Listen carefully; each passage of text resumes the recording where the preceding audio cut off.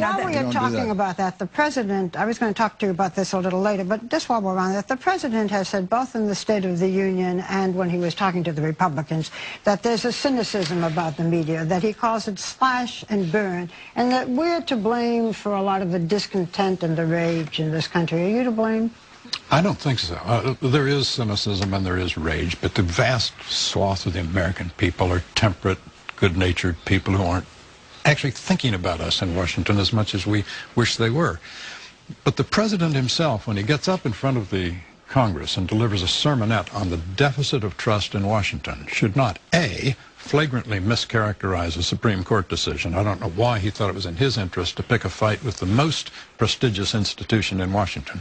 He should not, in the same sermon on trust, say he has proposed a freeze on government spending when he has proposed a selective freeze on 1/6 of the federal budget.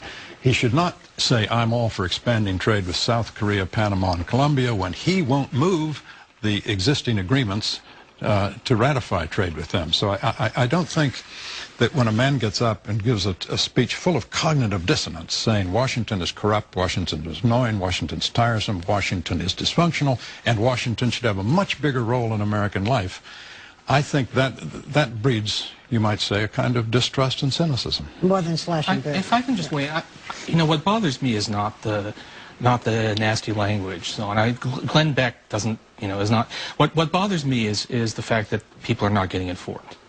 That we are going through major debates on crucial policy issues, the public is not learning about them. And you know, you can say, well, you know, they can read the New York Times, which will tell them what they need to know, but, you know, most people don't. They don't read it thoroughly. They get, on this healthcare thing, I am a little obsessed with it because it's a key issue for me. People did not know what was in the plan, and some of that was just poor reporting. Some of it was deliberate misinformation. I have here in front of me when President Obama said, you know, he asked rhetorically, why aren't we going to do a healthcare plan like the Europeans have, with a government-run program, and then proceed to explain why it's different. On Fox News, what appeared was a clipped quote, why don't we have a European-style healthcare plan? Right? Deliberate misinformation. All of that has contributed to a situation where the public did. I can show you the clip on YouTube if you want to see it. People are not stupid. If you say, they're not stupid, they're how many words are in the Constitution?